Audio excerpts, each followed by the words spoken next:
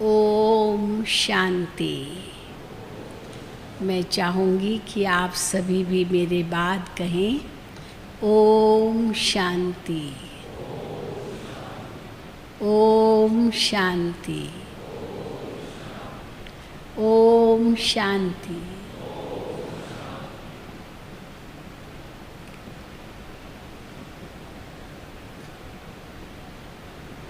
बेहतर विश्व के निर्माण में प्रबुद्ध मीडिया, इस विषय को लेकर प्रजापिता ब्रह्मा कुमारी ईश्वरीय विश्वविद्यालय के इस सुंदर शांतिवन परिसर में, इस कॉन्फ्रेंस हॉल में आप सभी मीडिया कर्मियों का हमारे तरफ से भी बहुत बहुत बहुत स्वागत है, स्वागत है, स्वागत है।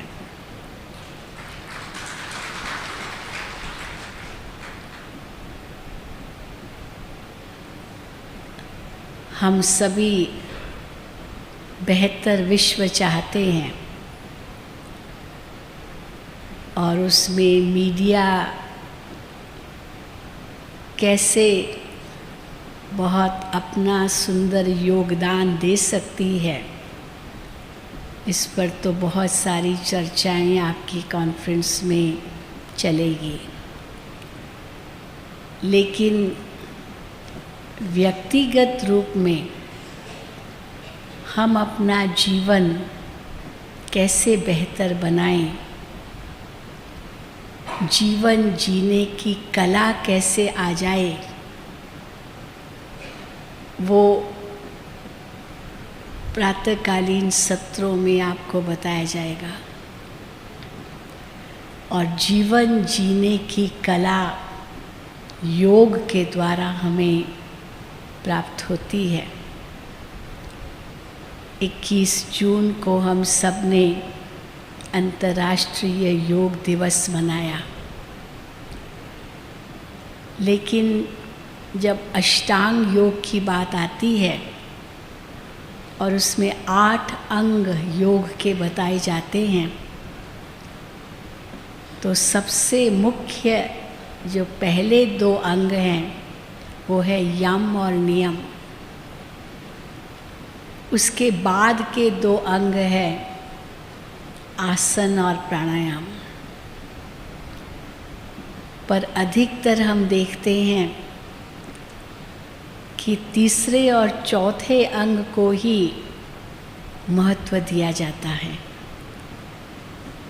न यम और नियम को महत्व देते हैं और न ही उसके बाद जो 4 और अंग हैं, प्रत्याहार, ध्यान, धारणा और समाधि, उस पर ही ध्यान देते हैं। तो संपूर्ण योग में ये 8 ही अंग आते हैं। जब हम प्रत्याहार की बात कहते हैं तो इसका अर्थ होता है विड्रॉल। विड्रॉल, बाहर की सेंसेस से, बाहर के प्राकृतिक आकर्षणों से अंदर जाना, भीतर में जाना। जिस प्रकार एक कछुआ अपनी इंद्रियों को संकीर्ण कर सकता है, सिकोड़ सकता है, इसी प्रकार योगी अपने इंद्रियों को सिकोड़ सकता है, यानी बाह्य वातावरण के प्रभाव से परे होकर अंतर की दुनिया में जी सकता है। इसीलिए कहा जाता है कि अगर आपको शांति चाहिए, खुशी चाहिए, प्यार चाहिए, शक्ति चाहिए, ज्ञान चाहिए, तो भी अंदर जाओ। अंदर में सब कुछ मिलेगा। ज्ञान ये बाहर की चीज़ नहीं है, ये भीतर की चीज़ है। बाहर जो कुछ है वो सब इन्फॉर्मेशन है, सूचना है। और सूचना प्रौद्योगिकी हम देखते इंफॉर्मेशन टेक्नोलॉजी आज दुनिया में इतनी बढ़ गई है, लेकिन उसको ज्ञान नहीं कहेंगे। इंफॉर्मेशन बाहर से आती है और ज्ञान अंदर से आता है। जो ज्ञान हम भगवान से मांगते हैं, जब प्रार्थना करते हैं तब हम भगवान से ज्ञान मांगते हैं ना। असतो मा सद्गमय, तमसो मा ज्योतिर्गमय, मृत्यु मा अमृतम गमय। हे प्रभु, हमें वो ज्ञान दो जिससे हमारा असत्य दूर हो और सत्य की पहचान मिले, अंधकार दूर हो और ज्ञान का प्रकाश मिले, मृत्यु का भय समाप्त हो और अमृतत्व का अनुभव हो। तो वो कौन सा ज्ञान है जो हम भगवान से मांगते हैं, जिससे असत्य दूर होकर सत्य की अनुभूति होती है, अज्ञान अंधकार समाप्त होकर ज्ञान का प्रकाश मिलता है, मृत्यु का भय समाप्त होकर अमृतत्व की अनुभूति होती है। वो ज्ञान हम परमात्मा से मांगते हैं। वैसे दुनिया में ज्ञान की कमी नहीं है।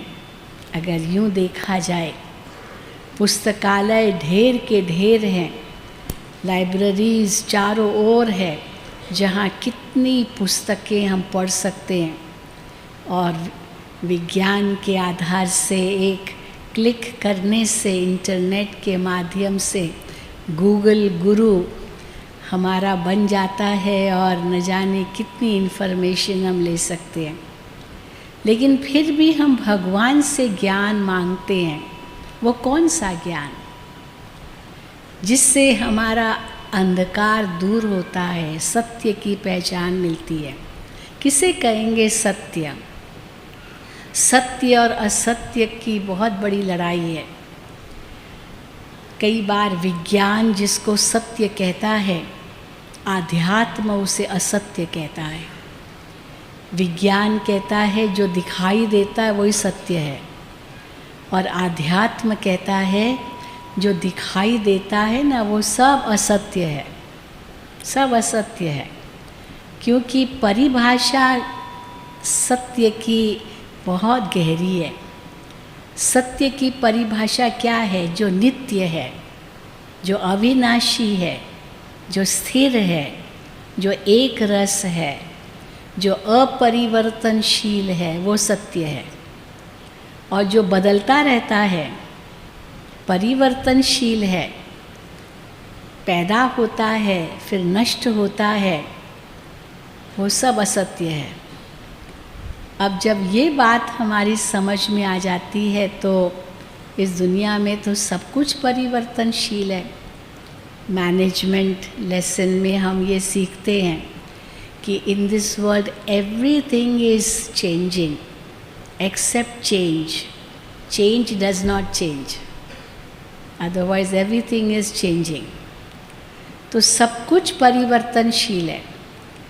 तो जबकि सब कुछ परिवर्तनशील है, तो आध्यात्म में उसी को असत्य कहा गया है। तो किसको सत्य कहेंगे? क्योंकि असत्य से निकाल सत्य की ओर ले जाओ, यही ज्ञान हमें कहता है। और उसके लिए ही मन में कितने प्रकार के प्रश्न उत्पन्न होते हैं, और हम ये अक्सर करके भगवान से ही पूछते हैं, मनुष्यों से नहीं। हम कौन हैं? हम कहाँ से आए हैं? क्यों इस जगत में आए? आखिर जीवन का लक्ष्य क्या है? हमें कहाँ जाना है? और उसके लिए हमें क्या करना है? कई ऐसे भी लोग हैं जिनको अपने जीवन के लक्ष्य का पता ही नहीं है। उनसे पूछे भी ना, आप कौन हैं?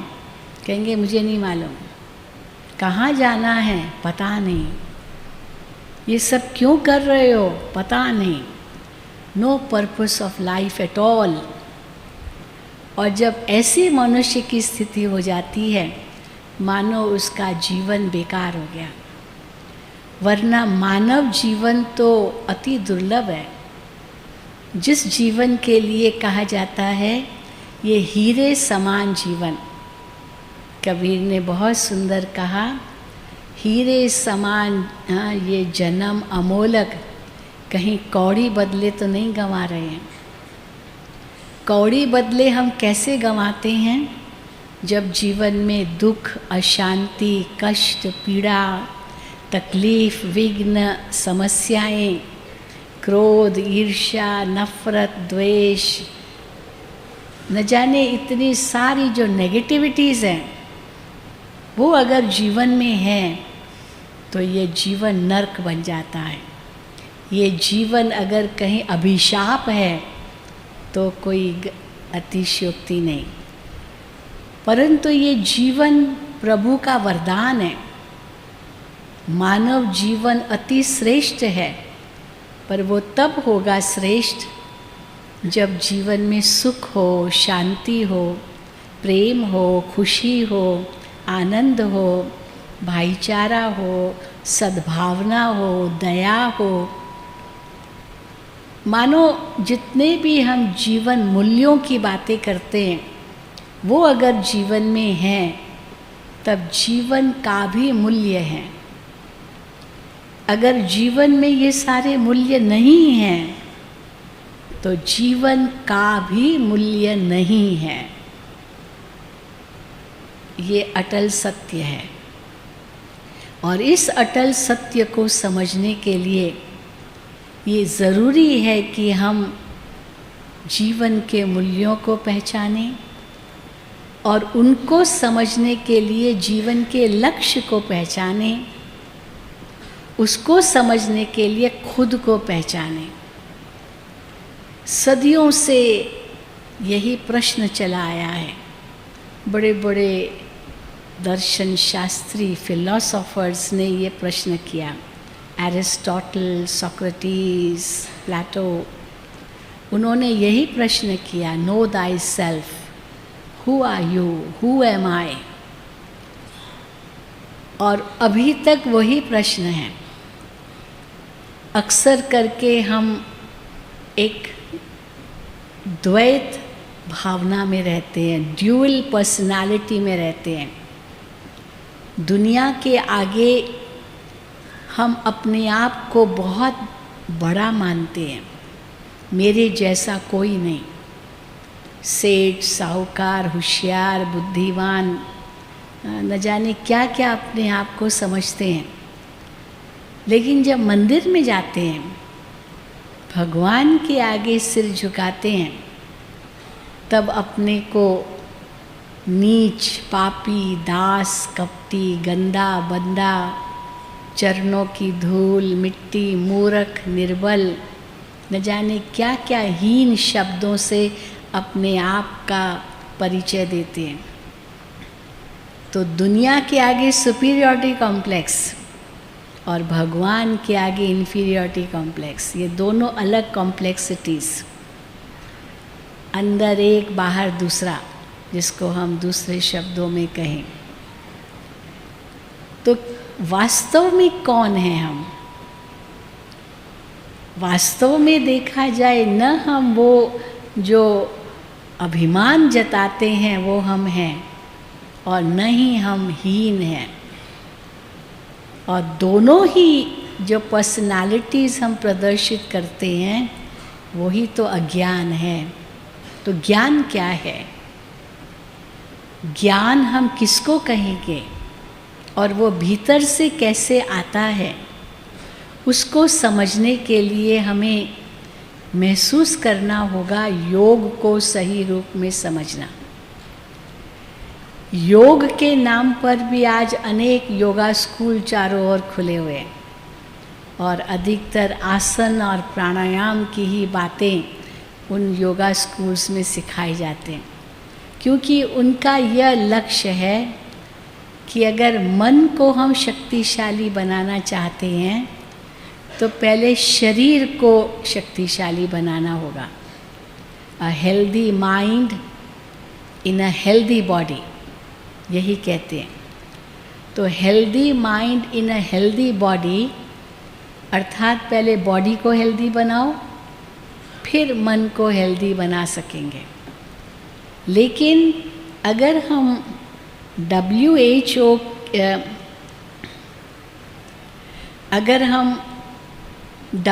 WHO की बात समझें या माने, तो WHO के अनुसार 90%, 80 to 90% जो शरीर के रोग हैं वो साइकोसोमैटिक है। Psycho comes before somatic. वो मन के कारण वो शारीरिक रोग उत्पन्न होते हैं। तो अगर हमें शारीरिक बीमारियों से उभरना है तो सबसे पहले मन को ठीक करना पड़ेगा। और अगर मन को हमने ठीक कर लिया तो 80-90% शरीर के रोग तो आएंगे ही नहीं, हम इतने हेल्दी बन जाएंगे। इसीलिए केवल बॉडी की मेडिसिन ही सब कुछ नहीं है। इसलिए योग की जो सर्वश्रेष्ठ परिभाषा दी जाती है, जहाँ मन, तन और आत्मा, इन तीनों का ही सुंदर समन्वय, इसी को ही योग कहा गया। और उसमें प्रत्याहार, इन गोइंग इनवर्ड्स, फिर ध्यान, ध्यान अर्थात एकाग्रता, धारणा, जीवन की वो धारणाएं हम करें जिन धारणाओं को करके हम समाधि यानी ईश्वर के सम बन जाएं, उनके इक्वल बन जाएं। इसीलिए तो कह दिया आत्मा सो परमात्मा। लेकिन उसके लिए हमें खुद को पहचानना होगा, जीवन के लक्ष्य को पहचानना होगा। और अगर वो समझ लिया तो जीवन को समझ लिया। अब अगर हम योग की परिभाषा देखें, योग की परिभाषा कोई लंबी चौड़ी नहीं है। लिटरली योग शब्द एक युज शब्द से आया है, जो संस्कृत का शब्द है युज, जिसका अर्थ होता है जोड़ना। किसी भी प्रकार के जोड़ को योग कहा जाता है। तो योग माना जुड़ना, एक होना, मिलना, और वियोग माना बिछड़ना, दूर जाना, अलग होना। तो योग और वियोग ये तो जीवन के दो अंग हैं। आप जहाँ से आए वहाँ से आपका वियोग हुआ, और जहाँ आए यहाँ से योग हुआ। फिर यहाँ से वियोग होगा जब आपको जाने का दिन आएगा, और जहाँ जाना है वहाँ से योग होगा। तो कदम कदम पर हम योग और वियोग तो अनुभव करते ही हैं। इसीलिए योग वियोग को समझना मुश्किल नहीं है उस हिसाब से। लेकिन जब हम इसको एक बड़े पैमाने में समझते हैं तो योग का अर्थ बहुत ही ऊंचा हो जाता है। अगर हम इसको शाब्दिक रूप में देखें तो फिजिकल भी योग होता है। हम चीज़ों को जोड़ते हैं, वो भी योग है। एरिथमेटिक करते समय हम चीज़ों को जोड़ते हैं, plus plus plus plus plus, और लास्ट में क्या लिखते हैं, कुल योग, टोटल सम। तो वो भी योग है, चीज़ों को जोड़ा। हम किसी चीज़ से जोड़ते हैं तो जिससे जोड़ते हैं उसका अनुभव होने लगता है, वो भी योग है। बिजली घर से कनेक्शन करते हैं तो बिजली आती है, ये फिजिकल योग है। इसी प्रकार मन से भी अगर किसी को हम याद करते हैं तो वो भी योग है। आज हम किसी को मन से बहुत याद किया और अचानक वो व्यक्ति पहुंच जाता है, तो हम कहेंगे अरे क्या योग था मेरा, हाँ क्या योग था मेरा, आपको अभी अभी मैंने याद किया और आप आ गए। वो भी योग है, मन से याद करना भी योग है। लेकिन जिस योग का हम आध्यात्मिक रूप देते हैं वो फिर है स्पिरिचुअल योग, जिसका अर्थ होता है आत्मा का परमात्मा से मिलन। आत्मा का परमात्मा से मिलन ये सबसे ऊंचा योग है। तो एक हिसाब से देखा जाए हम सब योगी हैं, सब योगी हैं, क्योंकि मन में जिसको हम याद करते हैं उसके साथ योग है। चाहे वो व्यक्ति हो, वस्तु हो, कोई वैभव हो, कोई घटना हो, कोई स्थान हो, कोई परिस्थिति हो, कोई भी बात हो, वो योग है। तो हम सब योगी हैं, क्योंकि मन सदा कुछ न कुछ सोचता ही रहता है। अब ये मन अगर परमात्मा में लग जाए तो वो सबसे ऊंचा योग है।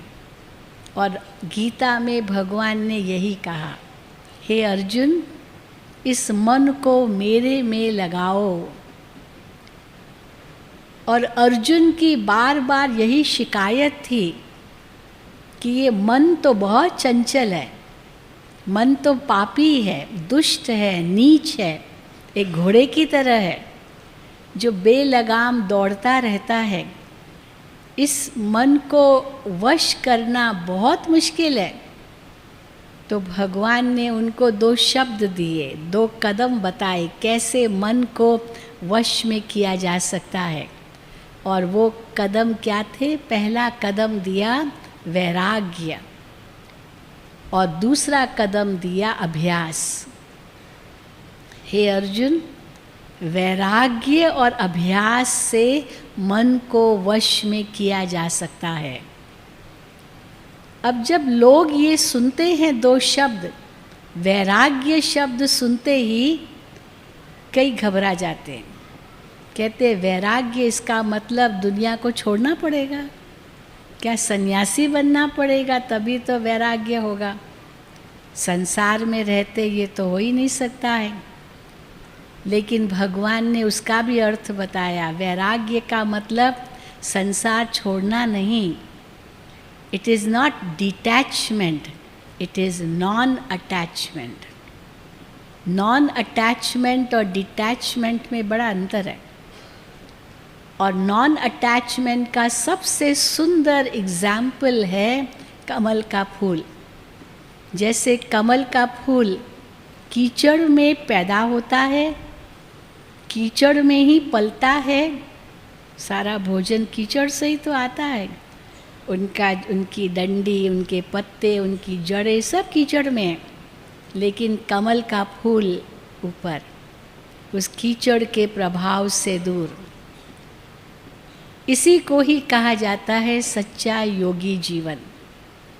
छोड़ना कुछ भी नहीं है, पर फंसना भी कहीं नहीं है। ये है जीवन जीने की कला। जैसे कोई व्यक्ति रास्ते पर चलते चलते भी गिर सकता है, अगर ध्यान नहीं गया, अटेंशन नहीं था तो गिर सकता है। परंतु दूसरा व्यक्ति रस्सी पर भी गिरता नहीं, क्योंकि उसका ध्यान है, एकाग्रता है, अभ्यास है, बैलेंस है, ये सारे उसमें वैल्यूज़ हैं। और उनके कारण रस्सी पर भी नहीं गिरता, वो भी तो चल ही रहा है। तो चलना कोई बड़ी बात नहीं है, पर रस्सी पर चलना बहुत बड़ी बात है। तो जीवन जीने की कला का मतलब क्या होता है? संसार में रहो पर संसार आप में न रहे। नाव सागर पर हो, नाव पानी पर हो, पर पानी नाव में न रहे।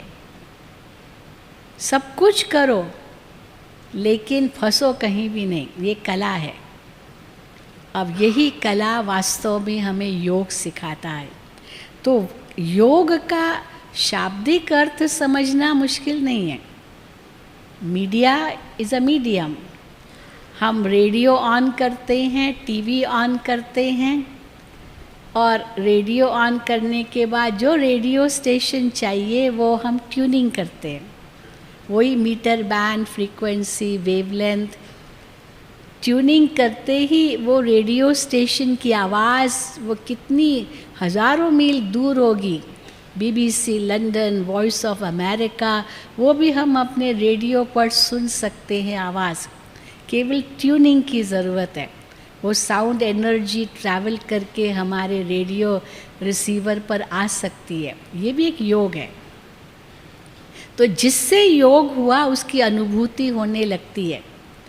दूध में चीनी मिलाई, चीनी का गुण में मिठास है, तो चीनी मिलाते ही दूध मीठा हो गया।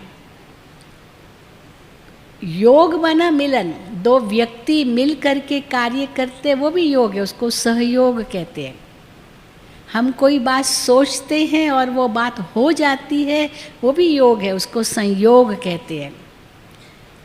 प्रयोगशाला हम एक्सपेरिमेंट करते, लेबॉरेटरी में A+B=C, ये प्रयोग करते हैं, तो वो भी योग हो गया। तो उस हिसाब से physically yoga is something very easy to understand. अब mentally also very easy to understand.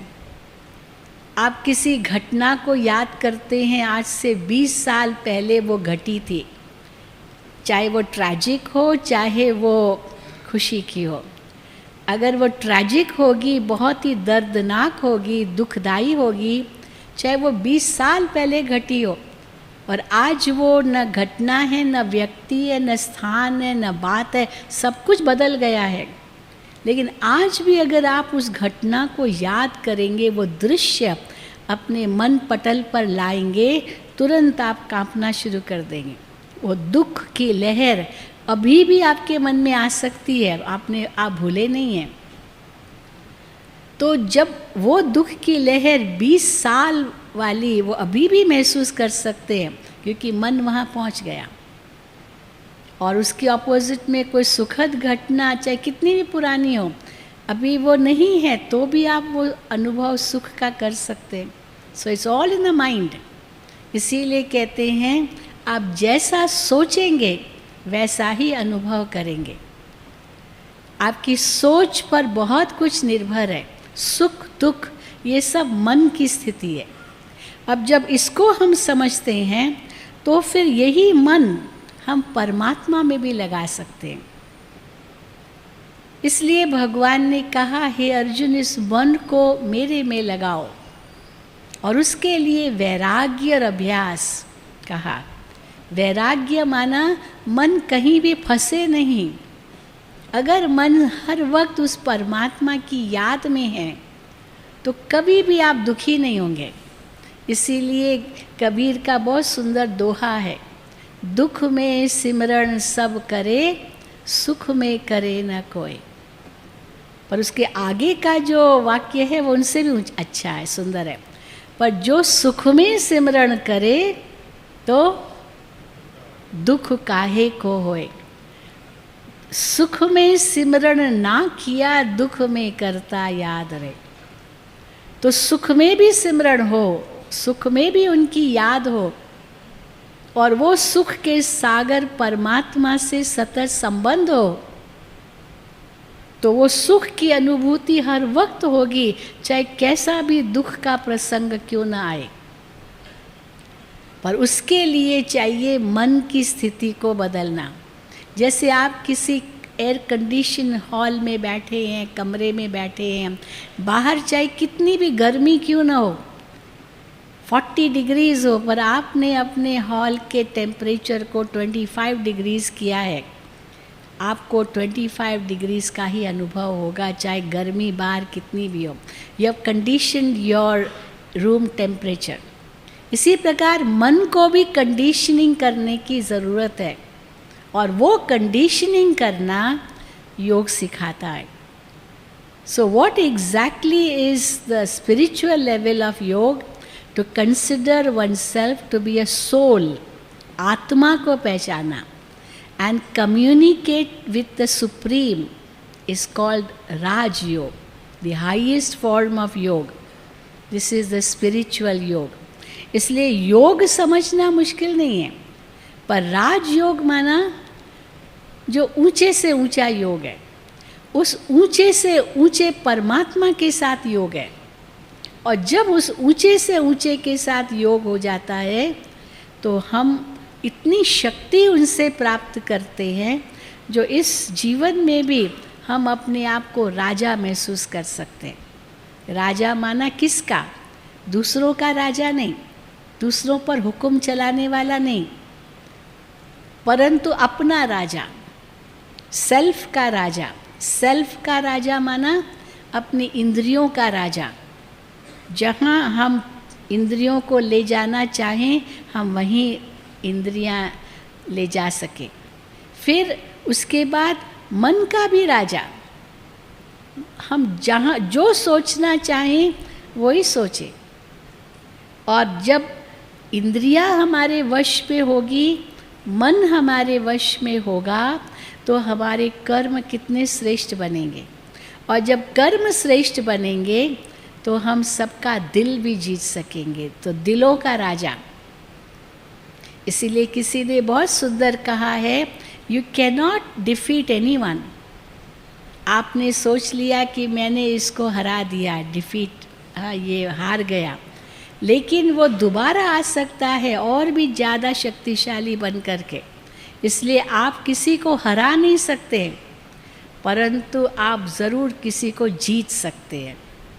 बड़ा अंतर है दोनों में। हरा नहीं सकते, you cannot defeat anyone, but you can definitely win someone's heart. And when you win someone's heart, you can make him surrender to you. He will accept his defeat because you have won his heart. तो इसीलिए दिलों को जीतना एक बहुत बड़ी कला है। और अगर आप दिलों को जीत सकते हो तो फिर आप सारे विश्व को भी जीत सकते हो। You can win the whole world. इसीलिए कहा गया है, मन जीते जगत जीत। मन के हारे हार है, मन के जीते जीत। पर कई लोग मन के जीते जीत को क्या समझ लेते हैं? मन को मारना। कई जो मेडिटेशन सिखाते हैं उसमें यही कहते हैं कि मन का दमन करो, सप्रेस योर थॉट्स, चित्तवृत्ति निरोध। और हम लोग कहते हैं suppression is not the right answer.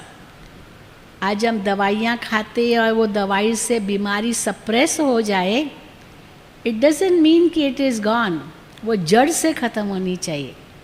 Suppression होगा तो फिर ज़्यादा ही उभर कर आएगा, वो ख़त्म नहीं हुआ। तो चित्तवृत्ति का निरोध करना यही लक्ष्य नहीं है। लेकिन जैसे पानी अगर गंदा भी है, उसको केवल छोड़ देना या वो किचरा नीचे रह जाए, वो कोई सफाई नहीं है। लेकिन real purification of water will be when you are able to do a distillation process. उस पानी को वेपर बनाना, वो शुद्ध पानी को फिर कंडेंस करना, वो वास्तव में प्यूरिफिकेशन है। इसीलिए इस मन का शुद्धिकरण करना, यही वास्तव में योग की कला है। तो इसलिए योग को समझना मुश्किल नहीं है। और राजयोग माना उस सर्वोच्च, सर्वोपरि, सर्वश्रेष्ठ, सर्वोत्तम परमात्मा से संबंध जोड़ना। योग माना संबंध, मिलन। तो उस परमात्मा से मिलन का अनुभव करना, और उस मिलन की जो विधि है, मेथड है, वो भी बहुत ऊंचा है, बहुत श्रेष्ठ है। कई समझते हैं परमात्मा से मिलन, तो उसका एग्जाम्पल देते हैं जैसे किसी पहाड़ की चोटी पर पहुंचना होता है, तो कई रास्ते हैं पहाड़ की चोटी पर पहुंचने के, कई तरीके होंगे। लेकिन आप कौन सा तरीका पसंद करेंगे? अब माउंट आबू जाने के लिए भी कई रास्ते हैं। पहाड़ों पर चढ़ के भी पहले लोग जाते थे, जब ये रोड नहीं था। ये रोड तो जो माउंट आबू जाने का है वो अंग्रेज़ों ने बनाया, उसके पहले भी तो बहुत कुछ था माउंट आबू में। राजाओं महाराजाओं के महल है माउंट आबू में। राजाएं महाराजाएं माउंट आबू में आके यहाँ गर्मी के दिनों में रहते थे। अप्रैल में जून उनका समर कैपिटल होता था, जो नज़दीक के राजा महाराजा थे। लेकिन कैसे आते थे? हाथी घोड़ों पर आते थे। परंतु अंग्रेज़ों ने ये रोड बनाया और उसके बाद इतना सहज हो गया है, जो पौने घंटे में आप माउंट आबू पहुंच सकेंगे। जब आप माउंट आबू जाएंगे तो देखेंगे।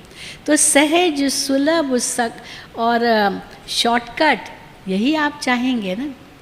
तो परमात्मा से मिलन, कई समझते बहुत रास्ते हो सकते हैं, लेकिन सबसे सहज और सुगम और सरल शॉर्टकट, क्योंकि लोगों के पास समय नहीं है, बिजी, वेरी बिजी पीपल, तो बिजी पीपल के लिए इजी मेथड ये राजयोग है।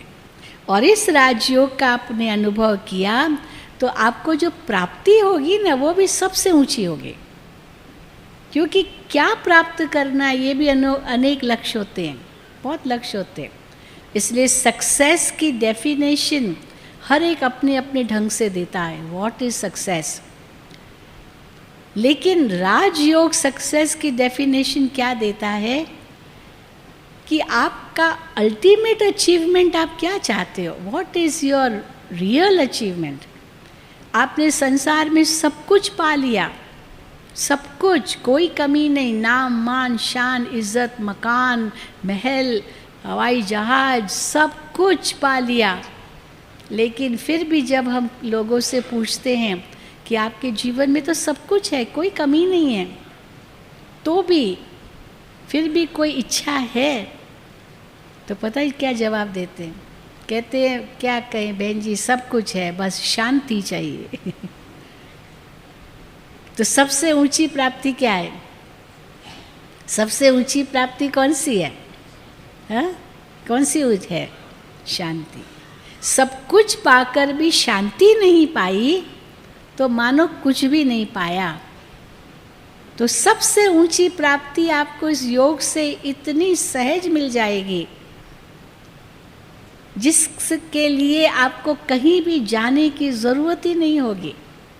और वो अनुभूति आप कैसे करेंगे, इसी को कहा जाता है गो विद इन, क्योंकि शांति आपको बाहर नहीं मिलने वाली है।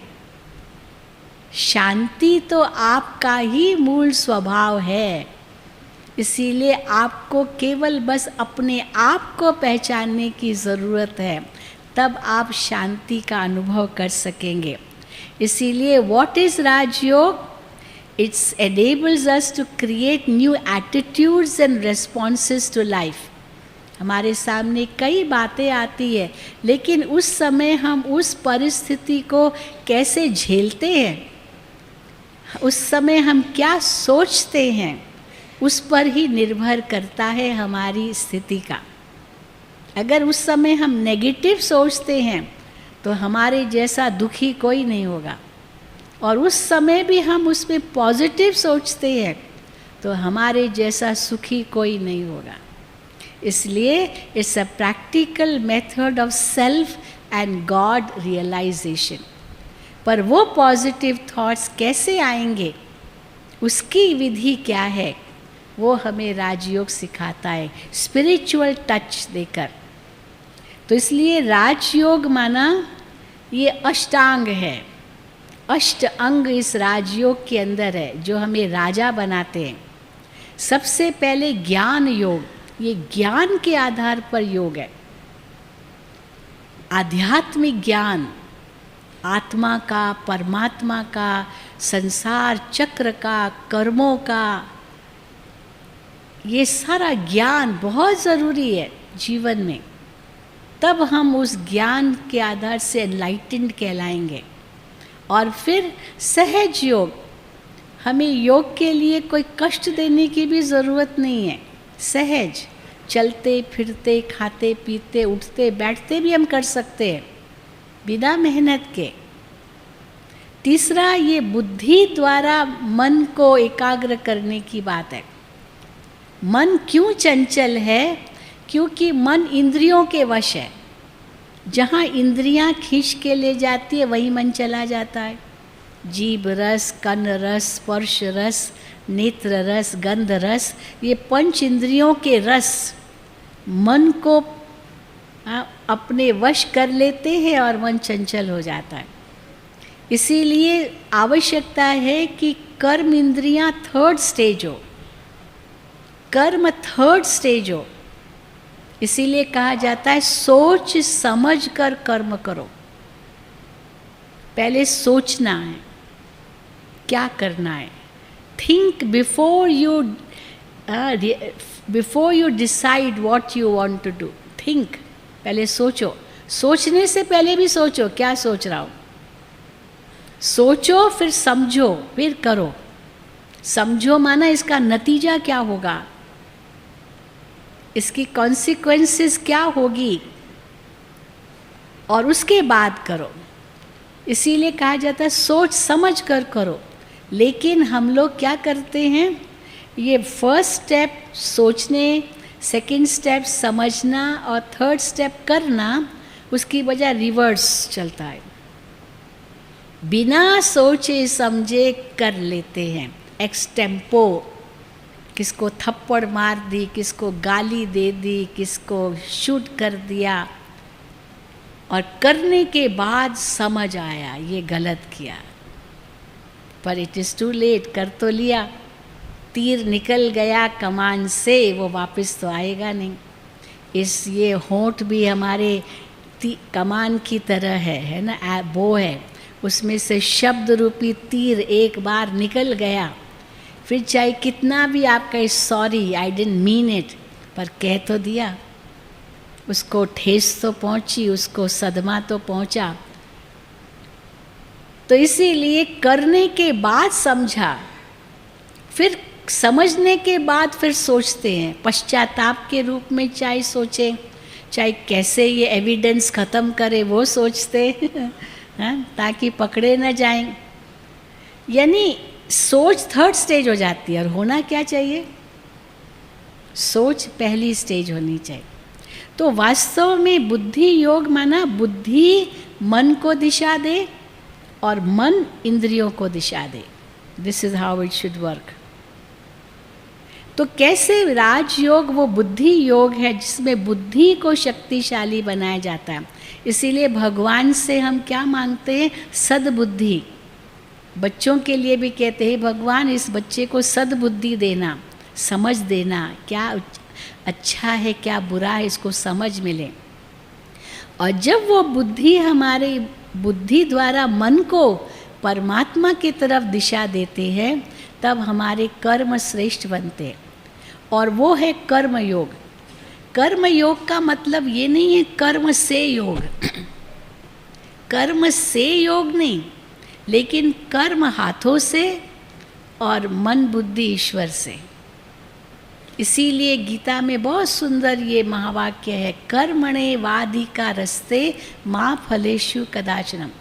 कर्म पर आपका पूर्ण अधिकार है, पर फल की चिंता मत करो, फल ईश्वर पर छोड़ दो। और हम क्या करते हैं, पहले फल क्या मिलेगा।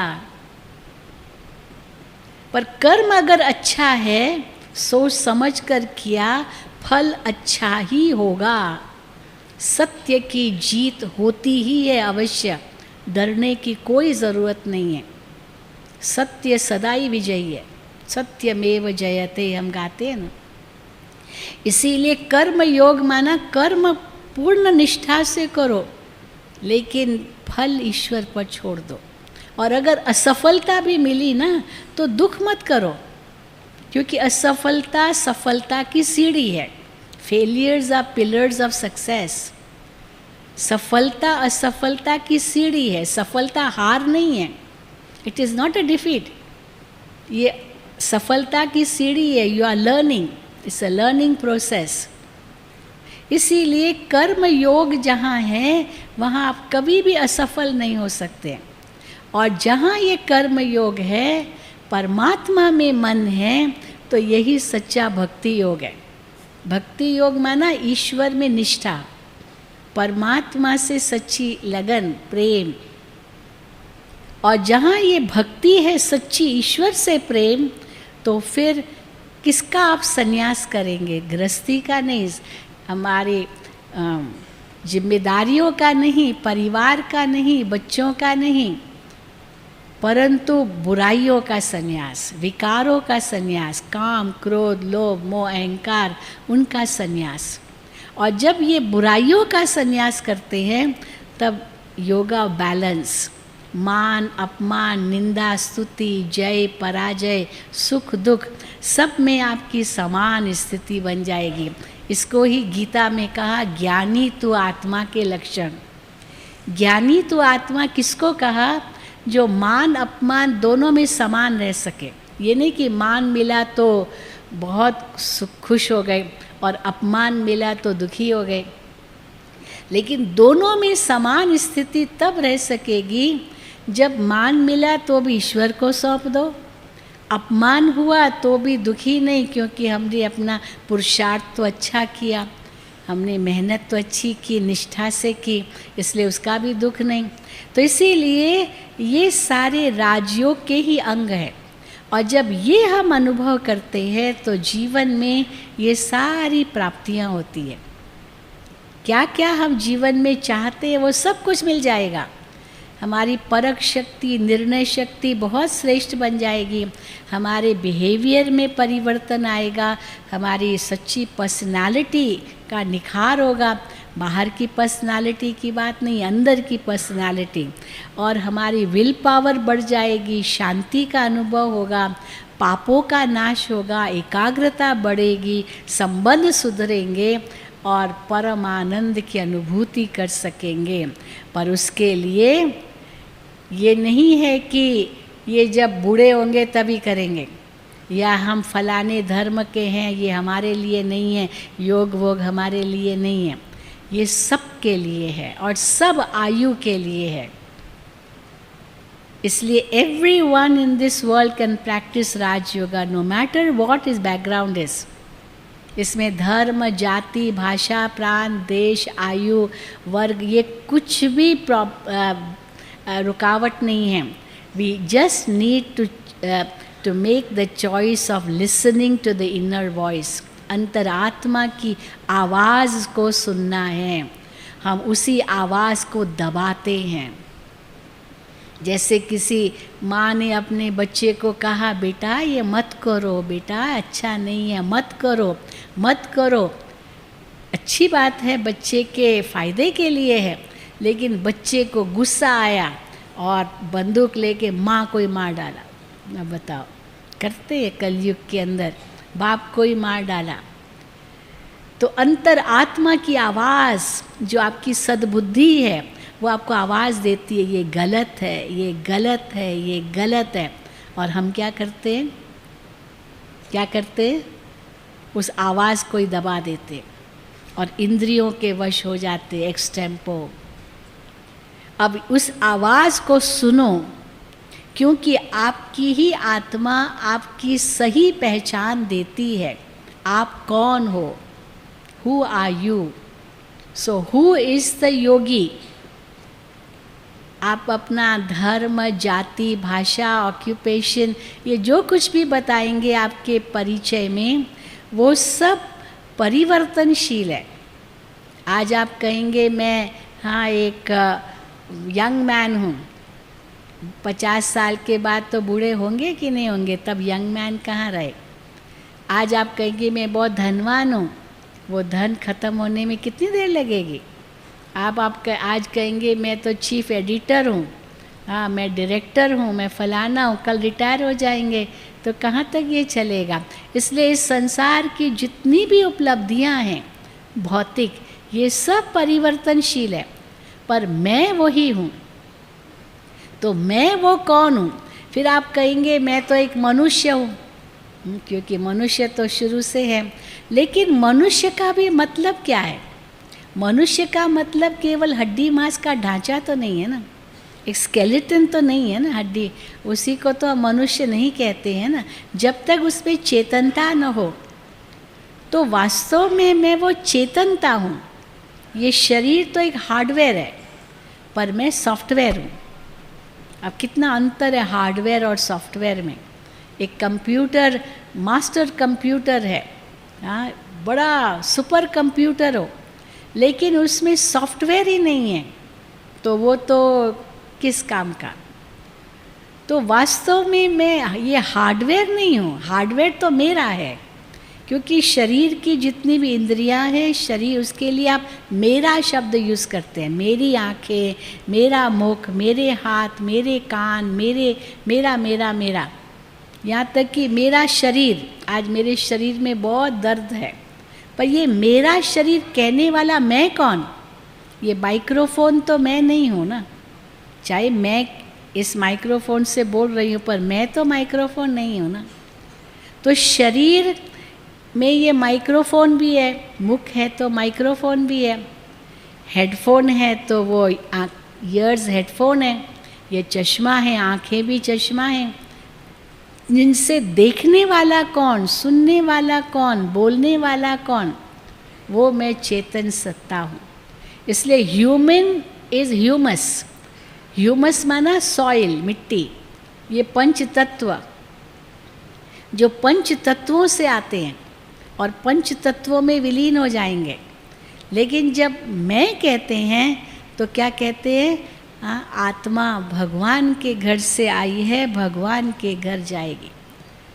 मनुष्य मर जाता है तो कहेंगे गया गया। कौन गया? शरीर तो वहीं पड़ा है। कौन गया? आत्मा गई। और फिर आत्मा के लिए क्या कहते? हे प्रभु, इनकी आत्मा को शांति देना। तो आत्मा को शांति देना, ये नहीं कहते शरीर को शांति देना। शरीर तो शांत हो गया क्योंकि मृत्यु माना ही शरीर शांत हो गया। लेकिन आत्मा अशांत फिर भी हो सकती है। तो मैं कौन हूँ, ये एक बहुत बड़ी पहेली है। मैं आत्मा हूँ और शरीर अलग है मुझसे, इसको समझना बहुत ज़रूरी है। तो मैं आत्मा जैसे एक ड्राइवर हूँ और शरीर मेरी मोटर है। मैं आत्मा हीरा हूँ, शरीर मेरी डिब्बी है। मैं आत्मा एक दिया हूँ, ये शरीर मेरी एक कुटिया है। मैं आत्मा एक मूर्ति हूँ, शरीर मेरा मंदिर है। मैं आत्मा रथी हूँ, ये शरीर मेरा रथ है। और फिर शेक्सपियर ने बहुत सुंदर कहा, we are all actors playing our respective roles. तो कौन है एक्टर?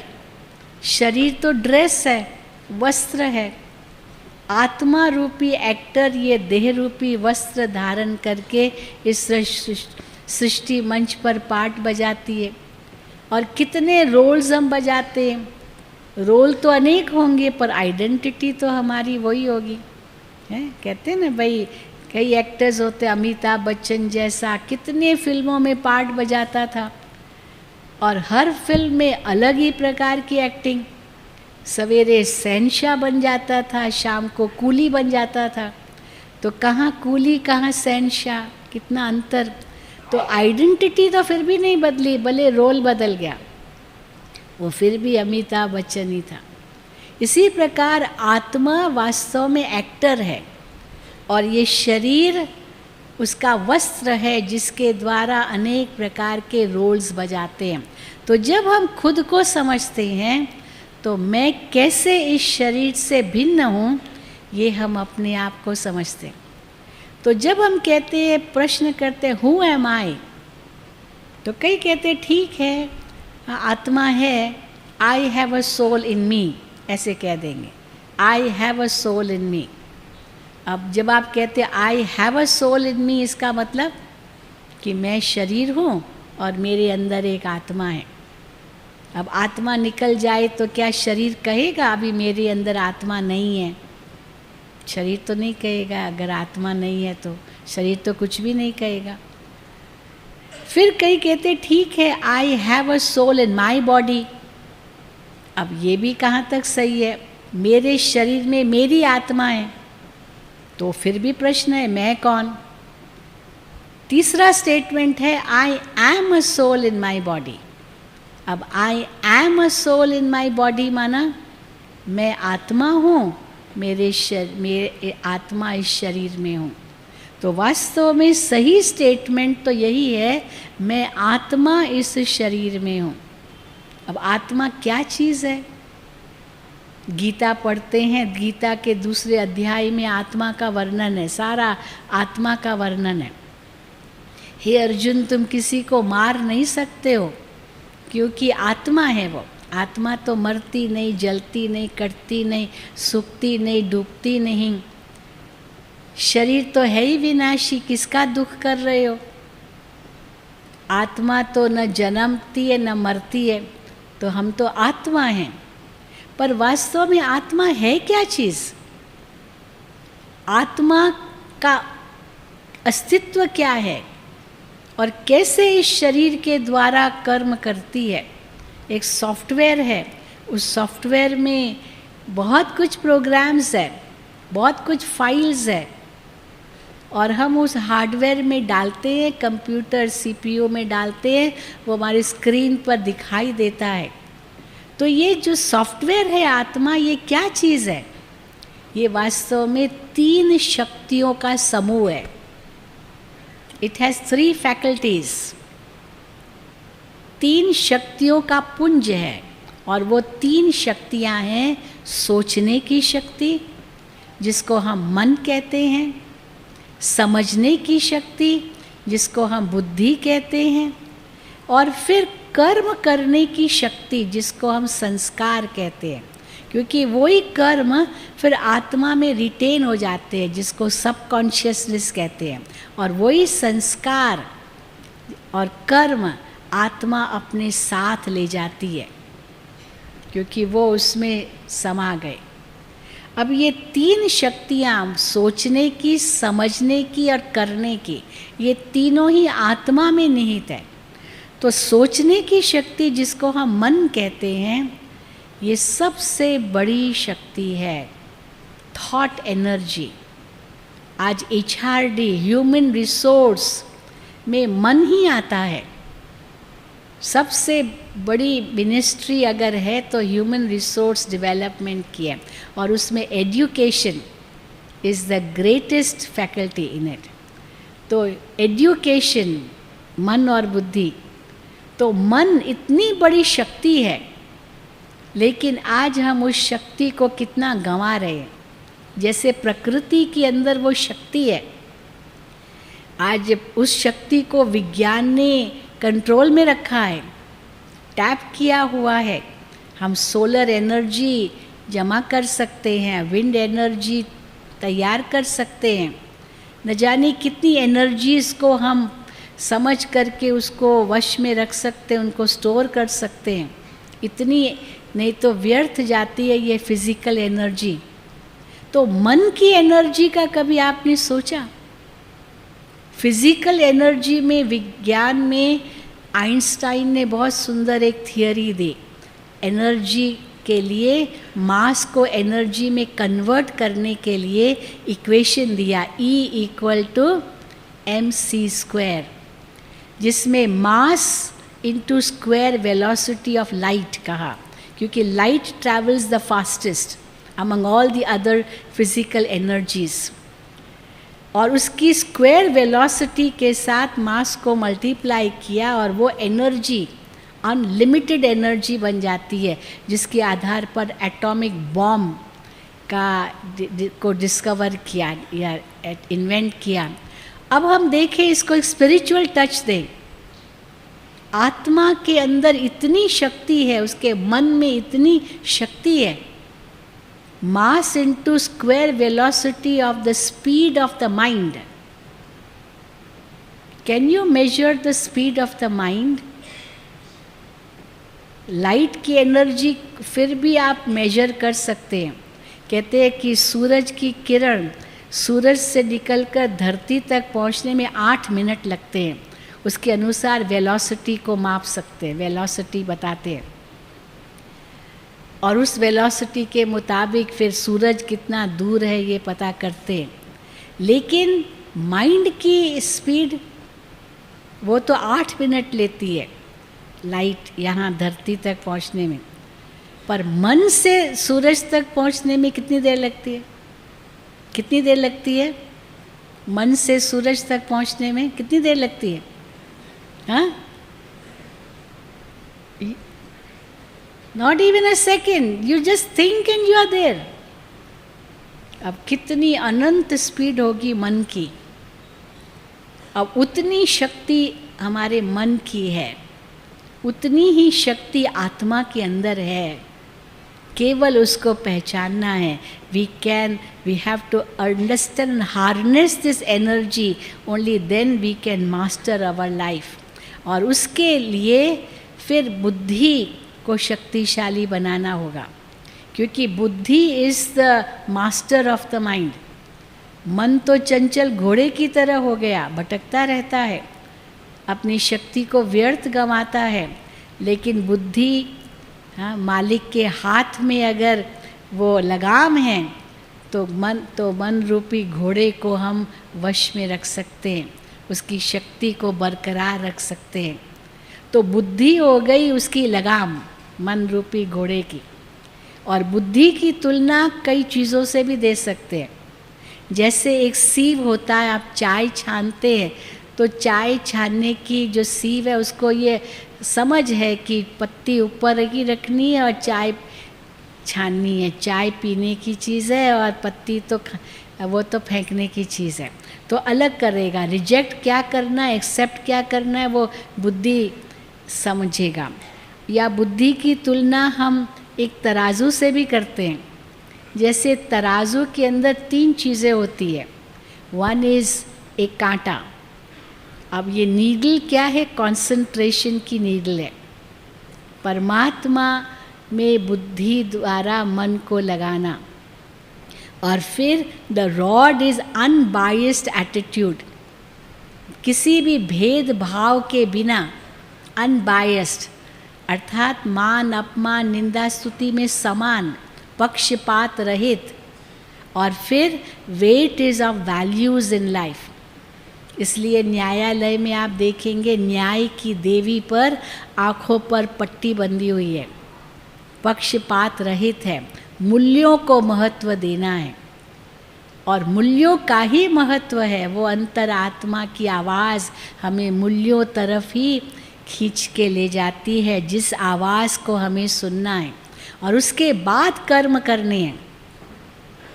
और वही कर्म हमारे संस्कार बन जाएंगे जो आत्मा अपने साथ ले जाती है। हम मीडिया में देखते हैं ना कि ये कितने जो कितने कांड अगर होते हैं दुनिया में, तो किस प्रकार मीडिया उसे पकड़ता है। हाँ? तो मीडिया कैसे पकड़ता है? कुछ न कुछ रिकॉर्डिंग कर लेगा। तो चाहे वॉइस रिकॉर्ड करेंगे, चाहे वीडियो लेंगे, गुप्त ही गुप्त, पता भी नहीं चलेगा। और उनको कैसे पकड़ लेते हैं। तो जीवन के अंदर भी हम जो भी कर्म करते हैं वो निष्फल नहीं जाते, वो वेस्ट नहीं जाते हैं, वो ख़त्म नहीं होते हैं, वो आत्मा में संस्कार बनते जाते हैं। हम किसी से छिपा नहीं सकते हैं। चाहे हम मनुष्यों से तो छिपा लेंगे पर खुद से नहीं छिपा सकते हैं, क्योंकि वो आत्मा में निहित हो गए। और ईश्वर से भी छिपा नहीं सकते हैं, वो सब कुछ जानता है। So imprint of our actions, it is always with the soul, जिसको हम संस्कार कहते हैं। और उसी संस्कार के अनुसार ही हम किसको पाप आत्मा, पुण्य आत्मा, धर्म आत्मा, महात्मा, देवात्मा आदि नामों से याद करते हैं। उस आत्मा का उसी अनुसार हम वर्णन करते हैं। तो ये संस्कार ही आत्मा अपने साथ ले जाती है। इसीलिए आप देखते हैं छोटे छोटे कई ऐसे बच्चे हैं जिनको बचपन में ही कई टैलेंट्स होते हैं।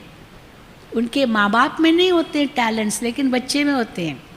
बचपन से ही गीत गाते हैं बिना किसी के सिखाए, बचपन से ही हारमोनियम बजाते हैं, तबला बजाते हैं, पियानो बजाते हैं। किसने सिखाया? डांस करते हैं।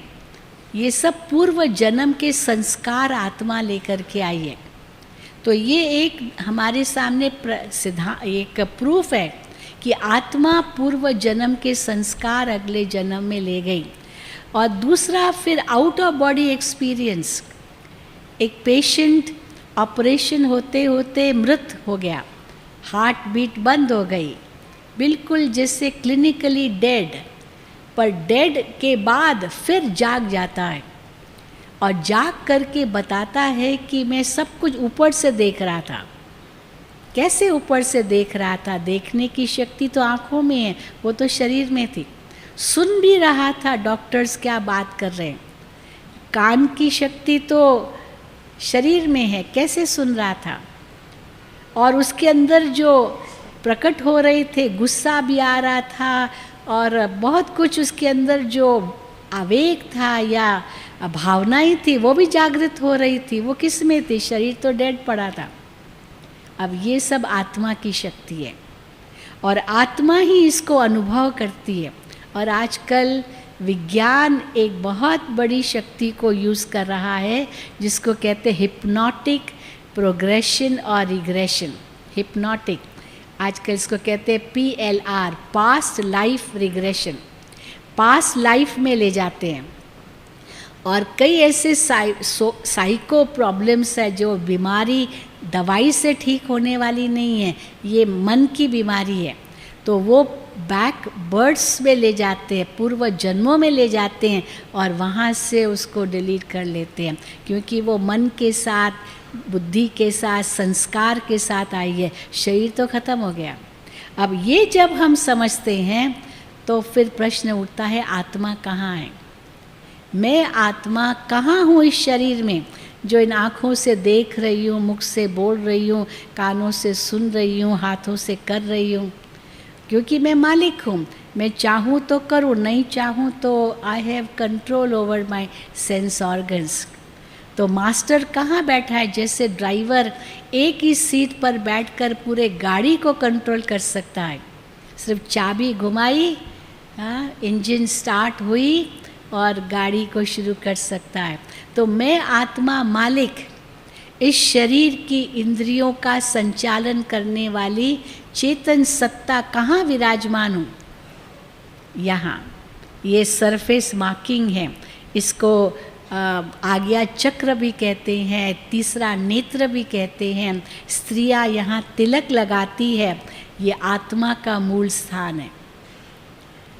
इसीलिए पहले अपने आप को जब हम पहचानना शुरू कर देते हैं तो खुद से ही पूछते हैं मैं कौन हूँ, और खुद को ही जवाब देते हैं मैं एक आत्मा हूँ। कैसी आत्मा हूँ? एक ज्योति हूँ। ज्योति जो अजर अमर अविनाशी ज्योति हूँ। और मुझ आत्मा की क्या शक्ति है? मुझ आत्मा में सोचने की शक्ति है, समझने की शक्ति है, कर्म करने की शक्ति है, उन कर्मों को रिटेन करने की शक्ति है जिसको संस्कार कहते हैं, और ये फिर आगे जन्म में ले जाने की शक्ति है क्योंकि सॉफ्टवेयर है ना। और इसी के अनुसार हम अपने आप को अनुभव कर सकते हैं जिसको कहते हैं सेल्फ रियलाइजेशन। और ये ज्ञान भीतर से आता है कि मैं एक आत्मा हूँ, एक ज्योति हूँ, प्रकाश पुंज हूँ, चमकता हुआ सितारा हूँ, अजर अमर अविनाशी हूँ। इस शरीर के पहले भी था, शरीर के बाद भी रहूँगा। और वो ज्ञान जैसे ही मुझे आत्मा को मिलता है, अनुभव होता है, तो मन इतना शुद्ध हो जाता है, एकदम पवित्रता के विचार मन में आते हैं, क्योंकि मैं आत्मा अपने असल स्वरूप में बहुत शुद्ध हूँ, बहुत शुद्ध हूँ। जैसे ये सफ़ेद वस्त्र हमने धारण किए, कितने सफ़ेद है, और ज़रा सा भी दाग लगता है तो कितना बुरा लगता है। इसी प्रकार मन में अगर थोड़ा भी बुरा विचार आता है, कहते हैं मन खाता है। क्यों मन खाता है? क्योंकि असल रूप में मन बहुत शुद्ध है। मन हमारा दुश्मन नहीं है, उसको मारने की ज़रूरत नहीं है, केवल मोड़ने की ज़रूरत है बस। मन को दमन मत करो, पर मन को श्रेष्ठ विचार बुद्धि के द्वारा देकर ईश्वर की तरफ लगाओ, तो फिर क्या अनुभव होगा? सच्ची शांति का अनुभव होगा, जिसको हम ओम शांति कहते हैं कि मैं आत्मा हूँ, मेरा स्वधर्म शांति है। और जब वो शांति की अनुभूति होगी तो आत्मिक प्रेम जागेगा सब आत्माओं के लिए, किसी के प्रति भी भेदभाव नहीं होगा। और जहाँ आत्मिक प्रेम है वहाँ ही आत्मिक सुख है। आत्मिक सुख, शारीरिक सुख, इंद्रियों का सुख, ये सब अल्पकाल का सुख है, आज है कल नहीं रहेगा। पर आत्मिक सुख हर वक्त अनुभव हो सकता है, और जहाँ आत्मिक सुख है वही सच्चा आनंद है, जिसको आत्मानंद कहते हैं। धर्मानंद कहते हैं, शांतानंद कहते हैं, प्रेमानंद कहते हैं, विवेकानंद कहते हैं, और सबसे ऊंचा आनंद है परमानंद। जब ये मन बुद्धि परमात्मा में लग जाते हैं वो परमानंद है, और उस आनंद की स्थिति में मनोबल आत्मा का इतना बढ़ जाता है जो उसको कोई भी नहीं रोक सकता है। इतनी शक्ति आत्मा को अनुभव होती है, ये बाहर से नहीं आएगी, ये आत्मा की अपनी अंतर की शक्ति है। और ये जब हमने महसूस किया, हम महसूस करेंगे कि कैसे हम इतने हल्के हो जाते, इतने हल्के हो जाते। जो बोझ हमारे व्यर्थ संकल्पों का, अशुद्ध संकल्पों का, ये सब समाप्त हो जाता है और आत्मा अपने शुद्धिकरण की स्थिति में आ जाती है। और जब ये अनुभव होती है शुद्धि, तब सचमुच आत्मिक शांति का हम बहुत सुंदर अनुभव कर सकते हैं। इसलिए आप सबसे पहले से ही कहलवाया, आप सभी कहें ओम शांति। ओम शांति का मतलब क्या? या जहाँ भी आप जाएंगे आपको सब यही कहेंगे ओम शांति, ओम शांति। ओम शब्द में 3 अक्षर है, अ, उ और म। तो ओम यानी वो ही मैं, ये लिटरल मीनिंग है ओम का। 3 अक्षरों से बना है ये शब्द, वो ही मैं हूँ, that is me. What is that which is me? शांति। मैं वही हूँ जिसका स्वभाव शांति है। तो हर एक चीज़ का अपना स्वभाव होता है, जो उसका ओरिजिनल स्वभाव है। जैसे हवा का स्वभाव क्या है? वेग। हवा खड़ी हो गई तो जैसे हवा ही नहीं है। पानी का स्वभाव क्या है? शीतलता। पानी अगर गर्म है माना उसमें तेज है, उसमें अग्नि है, नहीं तो पानी तो शीतल ही होता है। अग्नि का स्वभाव है तेज, अगर अग्नि में तेज न हो वो अग्नि नहीं है। तो हर एक चीज़ का अपना अपना स्वभाव होता है। तो आत्मा का स्वभाव क्या है? शांति, प्रेम, सुख, आनंद, शक्ति। ये 7 मूल गुण जो आपको बताए, ये आत्मा के कोर वैल्यूज़ हैं। और इन कोर वैल्यूज़ के आधार पर संसार के सारे वैल्यूज़ आधारित है। और ये कोर वैल्यूज़ आपके पास ही है। इनको पाने के लिए आपको कहीं भी जाने की ज़रूरत नहीं है, बस सिर्फ अपने आप को पहचानने की ज़रूरत है। और जब अपने आप को आपने पहचान लिया कि मैं एक शांत स्वरूप आत्मा हूँ, तो शांति मेरा स्वधर्म भी है, तो शांति मेरा स्वधाम भी है। जिस धाम से मैं आत्मा आई हूँ वो शांति का धाम है। उस शांति के धाम से इस सृष्टि रूपी रंगमंच पर मैं आत्मा आई। ये संसार एक रंगमंच है, पर आत्मा उस शांति धाम में रहती है। उनका वही निवास है जिसको मुक्ति धाम, परम धाम आदि नामों से याद करते हैं। इसलिए जब मन दुखी हो जाता है, यहाँ अशांत मन हो जाता है, तो हम क्या कहते हैं? भगवान बस मुझे उठा लो इस दुनिया से, मुझे जीना नहीं है। मरना चाहते हैं। क्यों मरना चाहते हैं? क्योंकि आत्मा को अपना घर याद आता है। शरीर तो मर जाएगा, आत्मा तो मरेगी नहीं, पर आत्मा होम सिक हो जाती है। जैसे कोई व्यक्ति अपने घर से बहुत समय दूर रहता है, उसको घर याद आता है, तो मुझे मरना है, मुझे मरना है, ये जो विचार आते हैं, माना आत्मा को वो शांति खींचती है। तो हम कहते हैं दुखी हो के मरना है, ये मत कहो, ये तो बहुत बड़ा पाप है। क्योंकि आत्महत्या तो कभी होती नहीं है, आत्मा तो कभी मरती नहीं है, तो इसलिए आत्महत्या तो होती ही नहीं है, लेकिन जीव हत्या ज़रूर होती है। तो जीव हत्या तो बड़ा पाप है, बहुत बड़ा पाप है। तो वास्तव में अगर आपको शांति चाहिए तो मरने से नहीं मिलेगी शांति। अगर यहाँ अशांत है तो आत्मा जहाँ भी जाएगी वहाँ शांति होगी। ये कड़वा सत्य है। हम कहते हैं ना, कोई अगर कहते बस मुझे शांति चाहिए, मुझे मरना है, ये कड़वा सत्य है। अगर जीवन में शांति नहीं अनुभव की तो मरने के बाद भी नहीं मिलेगी, मरने के बाद भी नहीं मिलेगी। क्यों? क्यों नहीं मिलेगी? क्यों नहीं मिलेगी? क्योंकि वो अशांति का संस्कार आत्मा अपने साथ ले गई, और अपने साथ जहाँ ले जाएगी वही चीज़ उसको रहेगी कि नहीं? तो अशांति ले गई तो अशांति ही रहेगी जहाँ भी वो आत्मा जाएगी। ये कड़वा सत्य है। इसीलिए कहा जाता है शांति है तो अभी है, अभी नहीं है तो कभी नहीं है। और कैसे अनुभव कर सकते हैं अभी? एक तो अंदर जाने से, जैसे कछुआ अपने इंद्रियों को सिकोड़ लेता है, और दूसरा आत्मा को पंछी भी कहा जाता है। छोड़ो तो छूटो, छोड़ो तो छूटो।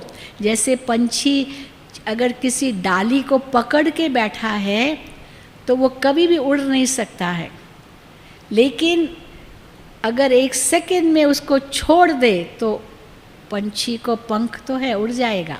तो आत्मा भी पंछी की तरह है।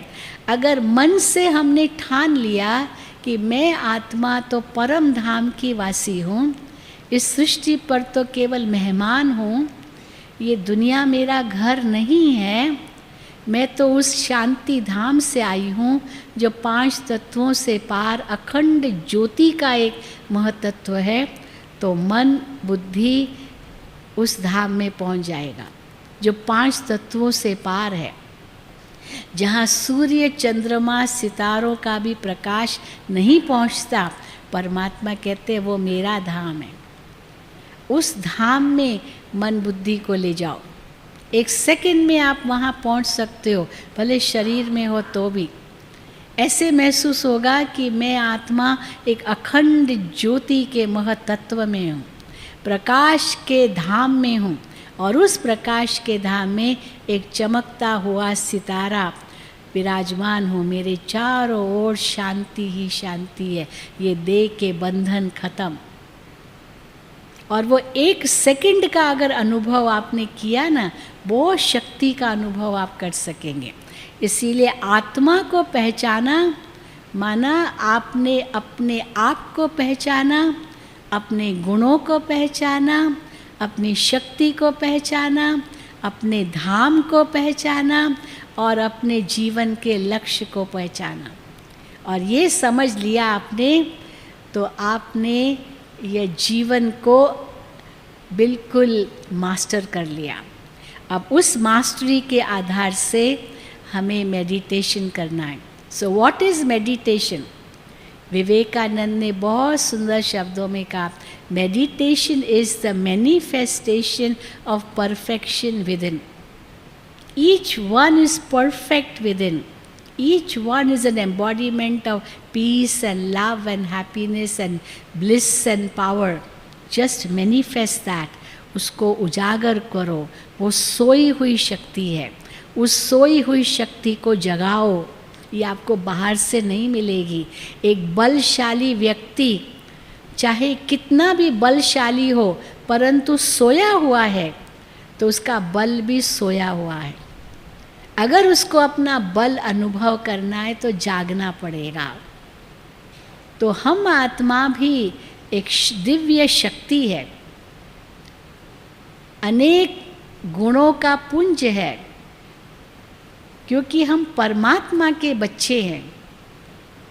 परमात्मा की संतान होने के नाते हम शांत स्वरूप है, शुद्ध स्वरूप है, प्रेम स्वरूप है, आनंद स्वरूप है, शक्ति स्वरूप है। यही मेरा वास्तविक परिचय है। और ये परिचय हमने समझ लिया और उसका चिंतन किया तो मेरे जैसा बलशाली शक्तिशाली कोई नहीं। अगर आप ये सोचते हो कि मैं एक शांत स्वरूप आत्मा हूँ, तो दुनिया की कोई भी शक्ति आपको अशांत नहीं कर सकेगी। कोई नहीं आपको अशांत कर सकेगा। आपने अपने मन को कंडीशनिंग कर दिया है। Your temperature is balanced, it's with in your limits, nobody can heat you up. और अगर आप ये सोचते हैं मैं तो बहुत अशांत हो गया, तो फिर दुनिया की कोई भी शक्ति आपको शांति नहीं दे सकती है, ये भी समझ लो। तो कैसे करेंगे मेडिटेशन?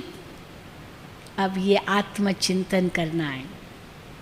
आत्मचिंतन, आत्मनिरीक्षण, आत्मविश्लेषण, आत्मसंयम, तो आत्मबोध होगा। तो चलिए हम 3 मिनट के लिए इसका अभ्यास करेंगे। जो आपने सुना उसका आप अभ्यास करें। जो सुना उसको अपने अंदर समाएं और वैसा ही चिंतन करें। इसीलिए कहा जाता है as you think so shall you become. इसी सोच को मन में लाएं बुद्धि के बल से और अपनी इंद्रियों को शांत कर दें। कछुए के समान इंद्रियों को सिकोड़ ले, विड्रॉल फ्रॉम द सेंसेस। और यहाँ फोकस करें, मैं आत्मा एक ज्योति हूँ,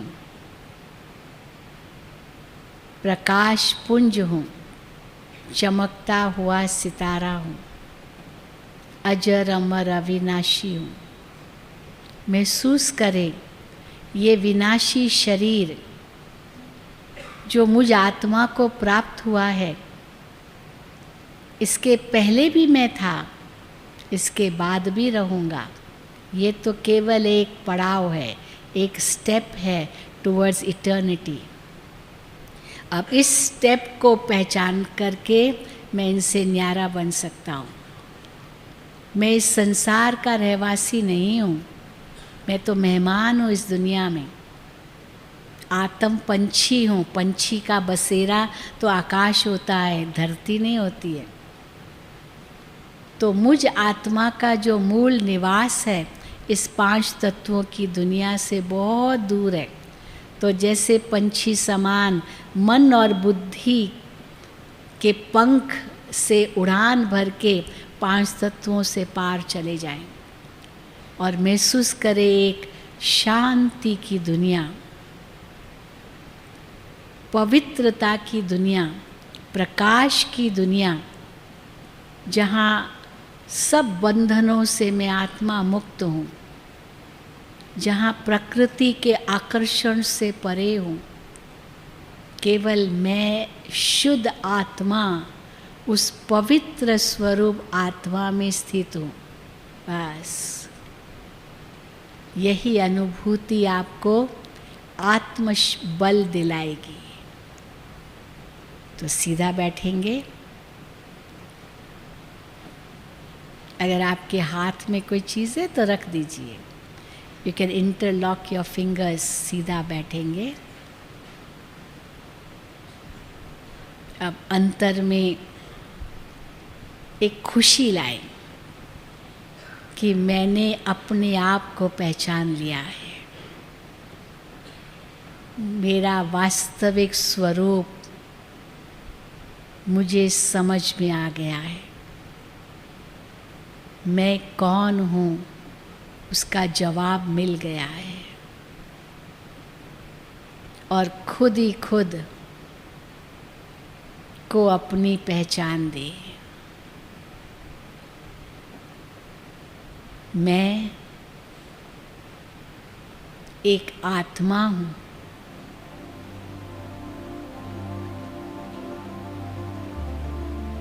एक ज्योति हूँ।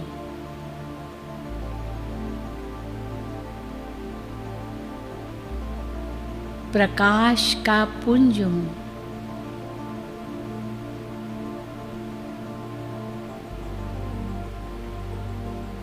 चमकता हुआ एक सितारा हूँ। महसूस करें अति सूक्ष्म सितारा हूँ। देह के भान से न्यारे हो जाए। भ्रकुटी के मध्य चमक रहा हूँ।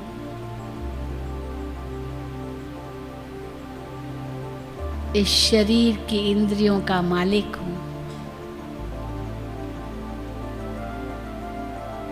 ये शरीर की इंद्रियां मेरे वश में है। मैं आँखों से देखने वाली चेतन सत्ता हूँ। कानों से सुनने वाली चेतन सत्ता हूँ। पर न मैं आँख हूँ न कान हूँ, इनसे न्यारी हूँ।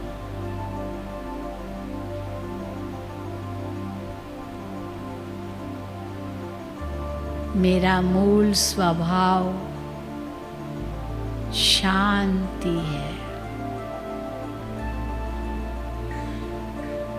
शांति की शक्ति मुझ आत्मा में विद्यमान है।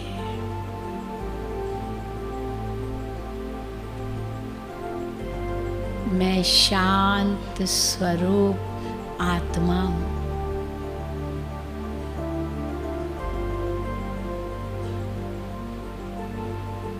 मेरा मूल वतन 5 तत्वों से पार शांति का धाम है।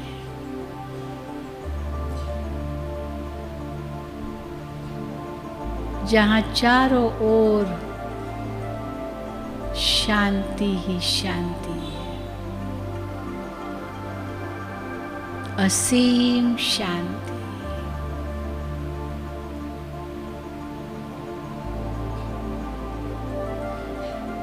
वह बेहद प्रकाश की दुनिया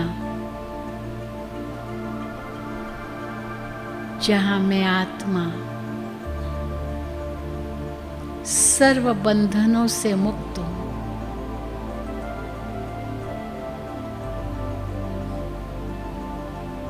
सर्व आकर्षणों से परे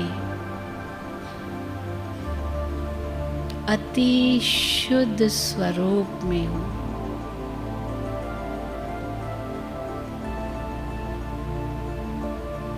शांत हूँ।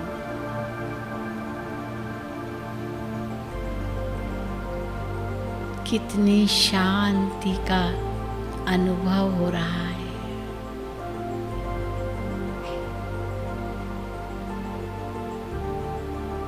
अब इसी शांति को खुद में समाते जाना, समाते जाना। शांति के सागर में समा जाना।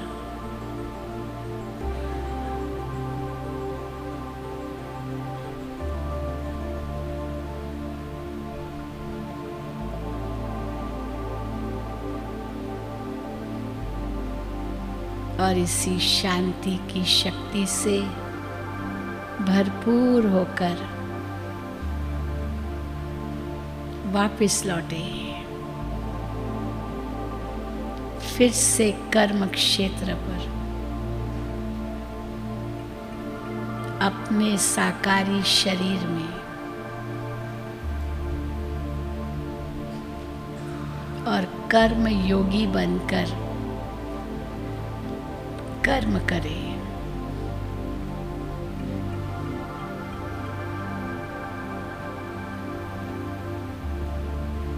तो हर कर्म श्रेष्ठ बनेगा।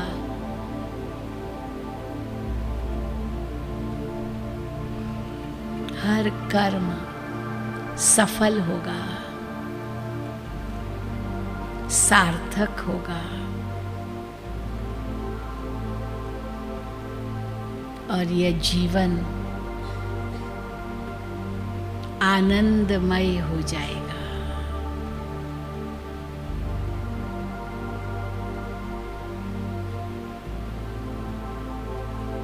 ओम शांति